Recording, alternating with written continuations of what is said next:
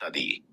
आप सभी भक्तों को आषाढ़ माह की गुप्त नवरात्रि की ढेर सारी शुभकामनाएं। आज के इस वीडियो में हम बात करेंगे आने वाली गुप्त नवरात्रि कब से है। गुप्त नवरात्रि को लेकर लोगों के मन में असमंजस्य है कि गुप्त नवरात्रि कब से प्रारंभ हो रही है, 25 जून से या फिर 26 जून से। क्या माता के पूरे 9 रूप होंगे? क्या नवमी कब मनाई जाएगी? अष्टमी कब मनाई जाएगी? व्रत कब रखा जाएगा? कैसे रखा जाएगा? किस विधि से पूजा करना है? व्रत में क्या खाना है, क्या नहीं खाना है? कौन से कार्य हैं जिन्हें करने से बचना चाहिए? संपूर्ण जानकारी आज हम आपको इस वीडियो में बताने वाले हैं। इस गुप्त नवरात्रि की महिमा, जो बाकी अन्य नवरात्रि है जो आप जानते हैं, शारदीय नवरात्रि और चैत्र नवरात्रि के रूप में, उनसे यह किस प्रकार से भिन्न है? क्या इनकी परिणाम से की जा सकती है इनका में उनका महत्व अधिक है, और क्या दोनों में समानता है? इसकी पूजा इसमें की जाती है? क्या माता के 9 स्वरूपों की पूजा की जाती है या किसी और रूप में माता को पूजा जाता है? कितनी महत्वपूर्ण है यह गुप्त नवरात्रि? गुप्त नवरात्रि क्यों कहा जाता है? यदि गुप्त नवरात्रि में माता का पूजन किया जाए तो कैसे करना चाहिए? क्या विधि है? क्या नियम है? घट स्थापना होगी तो कब होगी? कैसे करनी चाहिए? और 9 दिन का विधान क्या रहेगा? इस प्रकार से संपूर्ण जानकारी आपको आने वाली गुप्त नवरात्रि के बारे में प्रदान की जाएगी। आपसे निवेदन है कि वीडियो थोड़ा सा भी उपयोगी लगे, एक बार वीडियो लाइक अवश्य कर दीजिएगा। माता रानी का आशीर्वाद के लिए कमेंट बॉक्स में माता रानी दुर्गा आरती जीवन में खुशियों का आगमन होगा। यहाँ पर सभी व्रत और त्योहारों की सही पंचांग अनुसार और ज्योतिष शास्त्र अनुसार स्वास्थ्य जानकारी प्रदान करते हैं। पंचांग की गणना के अनुसार बताते हैं कि व्रत आदि कब करना है, कौन सा व्रत त्योहार किस दिन है, क्या मुहूर्त है, और शास्त्र के अनुसार, पुराणों के अनुसार जानकारी देते हैं कि इसका नियम क्या है, विधि क्या है, व्रत पूजा कैसे करना है। तो सभी व्रत और त्योहारों की सही शास्त्रीय जानकारी यदि प्राप्त करते रहना चाहते हैं तो कृपया चैनल को अभी सब्सक्राइब कीजिए, और जब आप सब्सक्राइब करेंगे तो वहां पर एक बेल आइकन का निशान बना हुआ आएगा, घंटी का निशान बना हुआ आएगा, उसको अवश्य ही प्रेस कीजिएगा, तभी आपको हमारे सारे वीडियो प्राप्त होंगे। अन्यथा आपसे जानकारी छूट जाएगी। तो कृपया चैनल को सब्सक्राइब कीजिए और बेल आइकन को प्रेस कीजिए। आरंभ करते हैं, बात करते हैं आने वाली नवरात्रि। गुप्त नवरात्रि जो है वह 4 होती है। प्रत्येक वर्ष 4 नवरात्रि आते हैं। इनमें 2 गुप्त नवरात्रि होती है और जो सार्वजनिक 2 होती है, जिनके विषय में आप जानते हैं, जिन पर आप सभी पूजन करते हैं। हिंदू कैलेंडर के अनुसार जब वह नया असंवत आरंभ होता है, नया वर्ष आरंभ होता है, तो उसकी शुरुआत नवरात्रि की प्रथम दिन से होती है। इसे हम चैत्र नवरात्रि कहते हैं, और क्योंकि यह चैत के महीने में आते हैं, इसीलिए इसे चैत्र नवरात्रि कहा जाता है, और यह वर्ष की शुरुआत होती है। नवरात्रि के साथ ही हिंदू कैलेंडर के अनुसार, हमारे पंचांग के अनुसार, नया वर्ष, नया संवत आरंभ होता है। नवरात्रि आती है। आषाढ़ के महीने में बारिश का महीना होता है, जो अभी चल रहा है, आरंभ हुआ है। इसमें जो नवरात्रि आती है यह गुप्त नवरात्रि होती है। तीसरी नवरात्रि जो है वह शारदीय नवरात्रि होती है, जो सर्दियों में आती है, अश्विन मास में आती है। इसके बारे में आप जानते हैं। वह नवरात्रि समाप्त होने के बाद आरंभ होती है और दशहरे से एक दिन पहले पूर्ण होती है, जो जनवरी में आता है। माँ की नवरात्रि जो कहलाती है वह भी गुप्त नवरात्रि होती है। नवरात्रि आती है जो जानते हैं आप, 2 नवरात्रि चैत्र नवरात्रि है। उनके विषय में आप जानते हैं कि इन नवरात्रि में 9 दिनों में माता के 9 स्वरूपों का पूजन किया जाता है। जो गुप्त नवरात्रि या चैत्र नवरात्रि से यह नवरात्रि को किस लिए है? क्योंकि जो बड़े बड़े आर्षि मुनि हैं, साधु सन्यासी हैं, वह इस समय में माँ आदिशक्ति की आराधना करते हैं, गुप्त रूप से अर्ध ना कर प्राप्त करते हैं, माता को प्रसन्न करते हैं। इसीलिए शास्त्रों में से गुप्त रखा गया है। अब जैसे जैसे जानकारी बढ़ रही है, ब्राह्मण है वह पढ़ रहे हैं चीजों को, वेदों को पढ़ रहे हैं, तो उनके विषय में जानकारी सामान्य मनुष्य तक भी पहुंचने लगी है। नवरात्रि उतनी ही महत्वपूर्ण है जीतने की। चैत्र नवरात्रि या शारदीय नवरात्रि, और कुछ विषयों में तो यह नवरात्रि उससे अधिक शक्तिशाली और अधिक महत्वपूर्ण हो जाती है। दोनों में मुख्य अंतर क्या है, इसको समझिए। अत्रि हो या जो सार्वजनिक नवरात्रि जिनको आप बनाते हैं, चैत्र नवरात्रि होती है ना, उसमें माता के 9 अलग और 9 रूपों का पूजन अलग अलग दिन किया जाता है। वही जो गुप्त नवरात्रि है ना, इसमें माता की 10 महाविद्या, माता की 10 शक्तियां हैं, 10 महाविद्याओं हैं, उनकी साधना की जाती है, उनकी पूजा की जाती है। यह है प्रमुख अंतर। क्या होता है, दोनों में ही माता का आशीर्वाद प्राप्त होता है, परंतु यह जो गुप्त नवरात्रि है, यह बहुत सारे साधुओं के लिए, तपस्वियों के लिए, ऐसे लोग जो माता को प्राप्त करना चाहते हैं, उनकी सिद्ध करना चाहते हैं, उनके लिए बड़ी उत्तम बताई गई है। गुप्त नवरात्रि में अलग अलग दिन पूजन करने पर माता की शक्तियों की सिद्धि भी प्राप्त की जाती है। अब बात आती है, क्या सामान्य मनुष्य भी इसको कर सकता है? क्या क्या हमें पूजन करना चाहिए? क्या हमें पूजन करना चाहिए? सामान्य मनुष्य भी कर सकता है? तो ऐसा नहीं है कि यह जो नवरात्रि होती है, गुप्त नवरात्रि, इसमें केवल साधना के उद्देश्य से ही पूजा की जा सकती है। आशीर्वाद प्राप्त करने के लिए, जो भी महाविद्या का स्वरूप है, उनका आशीर्वाद प्राप्त करने के लिए, जिससे कि आपके जीवन में कोई संकट है तो महाविद्याओं के द्वारा वह समाप्त हो सके। पूरे 9 दिनों में 10 महाविद्याओं का पूजन किया जाएगा। हम आप विद्या का पूजन करना है, किस प्रकार से पूजन करना है, इसकी क्या महिमा है, क्या कथा है, क्या प्रधान है और क्या गलती आपको नहीं करनी, इसकी जानकारी हम प्रत्येक नवरात्र के अनुसार, प्रत्येक महाविद्यालय कितनी शक्ति वाली महाविद्यालय है कि यदि आप इनका पूजन करने तो यह आपके जीवन के सभी संकटों को समाप्त कर सकती है। इसीलिए आपको इस नवरात्रि को उतना ही महत्व देना चाहिए जितना कि आपको शारदीय चैत्र नवरात्रि को देते हैं। इन 9 दिनों में क्या विधान होना चाहिए, इन 9 दोनों में रहता ही होना चाहिए जैसा बाकी नवरात्रि में होता है। आप जो जो चीज नहीं खाते हैं, वह चीज इन 9 दिनों में भी नहीं चाहिए। इन 9 दिनों में भी माता का पूजन करना चाहिए। जैसे उन्होंने दोनों में प्रथम दिन गुप्त नवरात्रि पर भी, जो आने वाली नवरात्रि आरंभ हो रही है आषाढ़ मास की, इस पर भी प्रतिपदा के दिन आपको घट स्थापना, कलश की स्थापना, खेतड़ी जवारे आदि बोना चाहिए। माता की चौकी सजनी चाहिए, माता की स्थापना करनी चाहिए और विधि विधान से पूरे 9 दिनों तक पूजन करना चाहिए, क्योंकि इस वर्ष जो नवरात्रि है वह पूरे 9 दिन है। गुप्त नवरात्रि जो है ना, वह पूरे 9 दिन है।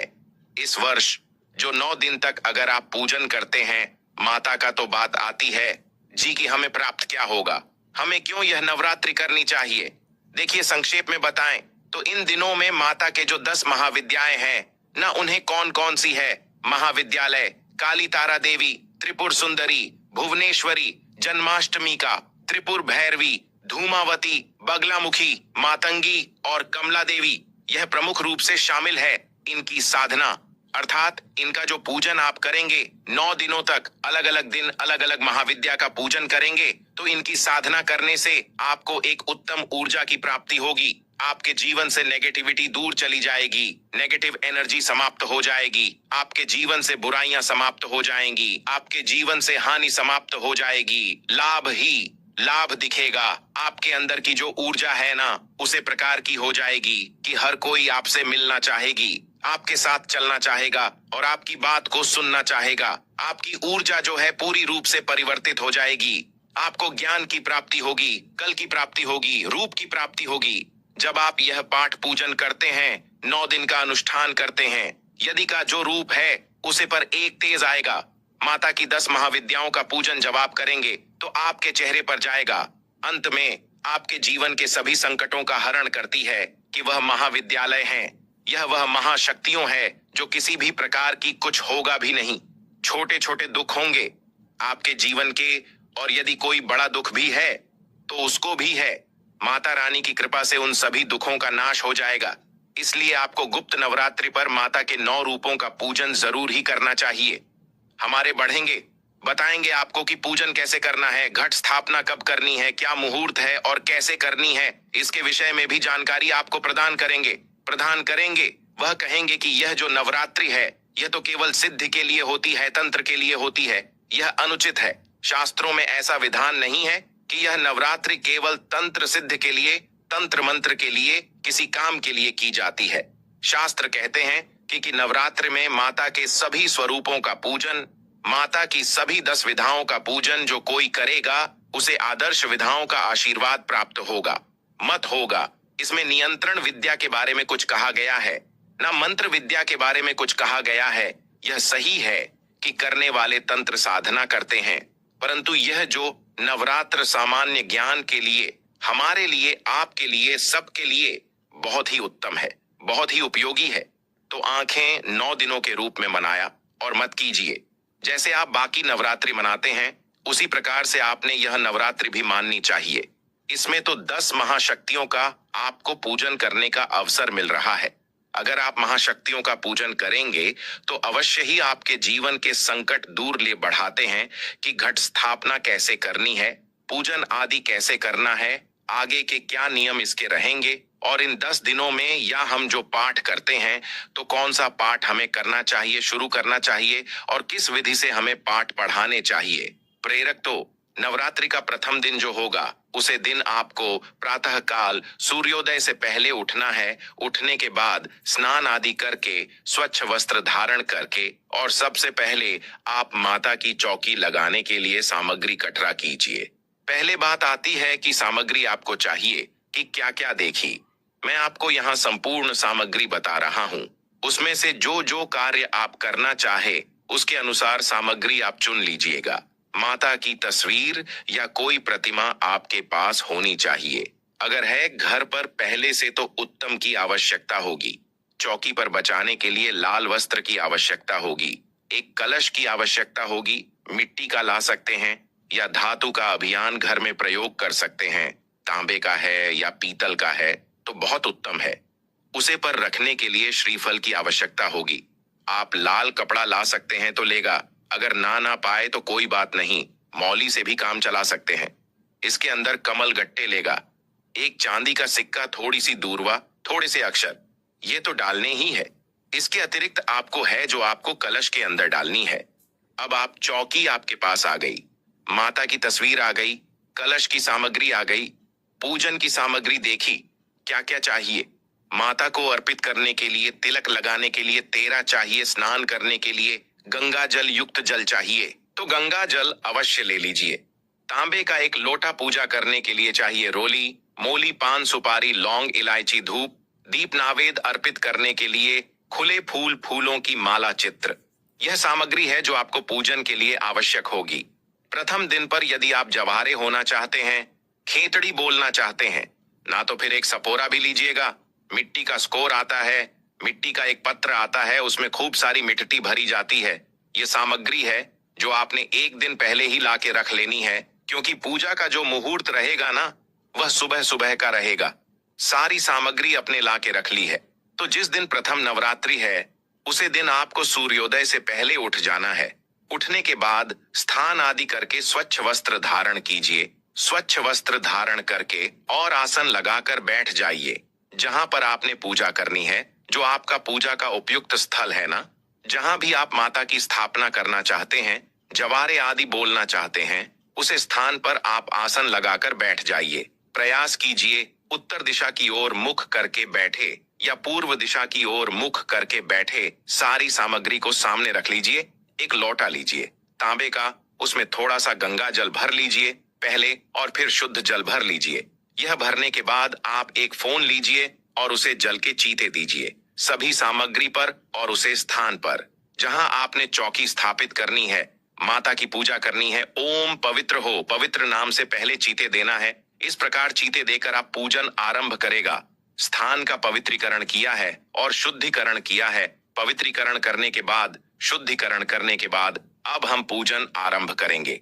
माता की स्थापना सबसे पहले कीजिए। माता के लिए जो भी अपने उपयुक्त स्थान चुना है, चौकी पर लाल वस्त्र बिछाइए।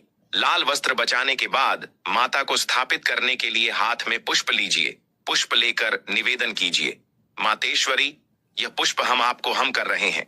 आप यह पुष्प आसन के रूप में स्वीकार करें और इसे आसान समझकर इस पर विराजमान हो, ऐसे निवेदन करते हुए पुष्प राजित कर दीजिए। माता की तस्वीर या प्रतिमा जो भी आपके पास है, या है माता, उनके सीधे हाथ की तरफ आप ज्योत रखें। अगर आप अखंड ज्योत जला रहे हैं, 9 दिन की जो भी दीपक जला रहे हैं उसको आसान दीजिए। पहले अक्षत रखिए, चावल रख आसान दीजिए, या फूल रखे आसान दीजिए, या गेहूं भी आसान के रूप में रख सकते हैं, और उसके ऊपर वह दीपक रखिएगा जो आपने जलाना है।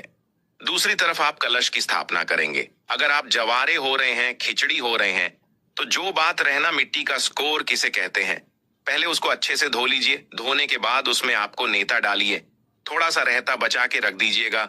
उसके बाद जो आपके पास होंगे ना, जो को दीजिए थोड़ा टाइम के लिए, आधा घंटे से निकाल दीजिए। खराब जो है जो ऊपर पैर के आगे, इसका मतलब वह उगेंगे नहीं, उनको आप फेंक दीजिए। बाकी जो बच गए हैं उन लोगों को आप उसमें धीरे धीरे करके डाल दीजिए। मिट्टी की और डाल दी, थिन लेयर डाल दीजिए, जिससे कि वह जो आपने डाले हैं, क्योंकि हम जो कलश रखेंगे ना उसके ऊपर ही स्थापित करेंगे, तो अपने जवारे वह दिए हैं। अब आप उसे चोरी की स्थापना कीजिए। स्थान पर आप चाहे तो स्वास्तिक बना सकते हैं वहां पर, और उसको रख दीजिए। अगर स्वास्तिक नहीं बना रहे हैं तो पुष्प रखिएगा और उसके बाद वह रख दीजिएगा पत्र। अब आप कलश के लिए जो भी आपका स्कॉलरशिप के लिए उपयुक्त पात्र है, आप मिट्टी का घर आए हैं तो वह लीजिए, या आप धातु का कोई पत्र रहेगा, सुपारी डालिए, हल्दी डालिए, सोने या चांदी का एक सिक्का डालिए, अक्षत डालिए, और अब उसमें आप पहले गंगा जल भरिए थोड़ा सा, उसके बाद शुद्ध जल भर दीजिए। पंच पल्लव या तो आम के पत्ते हो, आम के ना हो तो अशोक के पत्ते ले लीजिए, और उसके बाद में लगाकर अलग नहीं करना है, ऐसे लगा दीजिए, उनको सेट कर दीजिए। गए यह ज्यादातर हो गलती करते हैं, इसका ध्यान रखिएगा। पूर्ण पात्र कहते हैं उसे व्यक्ति का जो भी आपके पूर्ण बात है। पूर्ण पात्र में या तो चावल भर दीजिए, या कोई और ऊपर आप श्रीफल अर्थात नारियल की स्थापना करेंगे, नारियल को रखेंगे। नारियल को इस प्रकार से रखने का मुंह होना चाहिए, इस प्रकार से जवानी वाला उसके अंदर अपने कलश को रख दिया। केंद्र में उसके ऊपर आपने उसमें जो सामग्री थी वह डाल दी, ऊपर अपने पूर्ण पात्र रखा, उसमें अनाज रखा, और उसके ऊपर आपने नारियल रखा है। नारियल को रखने का मौली लीजिएगा, मौली के 4 या 5 लपेट दे दीजिएगा, और उसके बाद आप नारियल को रख दीजिएगा। रखने की विधि हमने बताइए कि आपकी तरफ उसका मुख होना चाहिए। इस प्रकार से मांगोगे। अपने कलश स्थापना भी कर दी, जवारे भी होती है। यह अब हम करेंगे पूजन आरंभ। पूजन के लिए हम पूजन विधि का वीडियो आपको बताएंगे, उसमें आप पूजन की विधि देख लीजिएगा, क्योंकि यहाँ अगर हम पूजन विधि बताने जाएंगे तो बहुत लंबा हो जाएगा वीडियो। अभी हमारा उद्देश्य केवल यह है कि जो नवरात्रि है, चैत्र नवरात्रि कितने महत्वपूर्ण है, इसको आप समझे, कब से आपको करने हैं, घट स्थापना का मुहूर्त क्या रहेगा, इसको आप समझे, और क्या क्या कार्य हैं उनके बारे में हमको बताते हैं ना। इसमें आप 9 दिन के लिए एक नियम बनाए, 9 दिन के लिए अपना एक पाठ का चुनाव कीजिए। दुर्गा सप्तशती अगर आप कर सकते हैं तो वह करिए, अगर नहीं कर पाए तो आप सुन सकते हैं, क्योंकि प्रत्येक दिन प्रतिदिन हम नवरात्रि में दुर्गा सप्तशती का एक अध्याय सुनते हैं, और पूरी दुर्गा सप्तशती को हम 9 दिन के अंदर पूर्ण करते हैं। तो लाभ लीजिए, 9 दिन दुर्गा सप्तशती का अनुष्ठान कर सकते हैं, दुर्गा चालीसा का नियम ले सकते हैं, देवी का महत्व का नियम ले सकते हैं, और यह सभी चीज हम अपने आप को अधिक परिश्रम करने की आवश्यकता भी नहीं रहेंगी। केवल चैनल के साथ जुड़े रहिएगा और उन वीडियो को देखते हुए आप करते हैं। 9 दिनों में कल्याणकारी आपके दे रही करना है। लहसुन प्याज आदि भी वर्जित रहेगा, पूर्ण रूप से सात्विक रहते हैं। 9 दिनों में पूजा होगी, हम उसका वीडियो आपके लिए डालते रहेंगे, उसे उसके रूप में पूजन कीजिए। इस प्रकार से इन 9 दिनों को आवेदन कीजिएगा, और अंतिम दिन अगर अष्टमी होती है तो अष्टमी को और नवमी होती है, उसे दिन जड़ों का विसर्जन कीजिए, माता की आरती कीजिए, और अपनी मनोकामना बोलते हुए अपने व्रत का समापन कीजिए। चलिए अब तो आप जान लेते हैं कि गुप्त नवरात्रि 2025 में कब से प्रारंभ हो रही है, कब समाप्त होगी। शुभ मुहूर्त, अभिजीत मुहूर्त क्या रहेगा। आषाढ़ माह की गुप्त नवरात्रि 2025 में 26 जून से प्रारंभ होकर 4 जुलाई तक चलेगी। यह विशेष रूप से तांत्रिक साधना और देवी दुर्गा के 10 महाविद्याओं की पूजा के लिए महत्वपूर्ण मानी जाती है। गुप्त नवरात्रि 2025 का समय सारणी प्रारंभ 26 जून 2025 गुरुवार, समाप्ति 4 जुलाई 2025 शनिवार 4 जुलाई 2025, शुक्रवार घट स्थापना कलश स्थापना का शुभ मुहूर्त 26 जून 2025 सुबह 5:25 से 6:58 तक। मिथुन लग्न अभिजीत मुहूर्त 26 जून 2025 सुबह 11:56 से दोपहर 12:52 तक। इन मुहूर्तों में कलश स्थापना करना अत्यंत शुभ माना जाता है। पूजा का आयोजन गुप्त नवरात्रि पूजा कैलेंडर। तारी पूजा का नाम 26 जून 2025 कलश स्थापना और देवी शैलपुत्री पूजा। 27 जून 2025 देवी ब्रह्मचारिणी पूजा। 28 जून 2025 देवी चंद्रघंटा पूजा। 29 जून 2025 देवी कुष्मांडा पूजा। 30 जून 2025 देवी स्कंदमाता पूजा। 1 जुलाई 2025 देवी कात्यायनी पूजा। 2 जुलाई 2 देवी कालरात्रि पूजा। 3 जुलाई 2025 दुर्गा अष्टमी और देवी महागौरी पूजा। 4 जुलाई 2025 देवी सिद्धिदात्री पूजा और नवरात्रि पारण कलश विसर्जन। गुप्त नवरात्रि के समापन के बाद 4 जुलाई 2025 को कलश विसर्जन किया जाएगा। यह दिन नवरात्रि के पारण का भी होता है, जिसमें उपवास का समापन और देवी की पूजा का समापन होता है। 4 पूजा 9 दिन तक मां दुर्गा की पूजा करें। रोजाना उन्हें जल फल रोली चावल फूल लौंग मिठाई और गूगल अर्पित करें। घी का दीपक जलाएं और मां दुर्गा के मंत्रों का जाप करें। आरती करें और नवरात्रि के आखिरी दिन हवन और कन्या पूजन करें। यदि आप गुप्त नवरात्रि के दौरान विशेष तंत्र मंत्र साधना या देवी के किसी विशेष रूप की पूजा करना चाहते हैं, तो वह भी आप किसी पंडित या ज्योतिष से सलाह लेकर कर सकते हैं। भक्तों, आपको जानकारी कैसी लगी? आप कमेंट में हमें जरूर ही बताएं। जानकारी अच्छी लगी हो तो वीडियो को लाइक करें।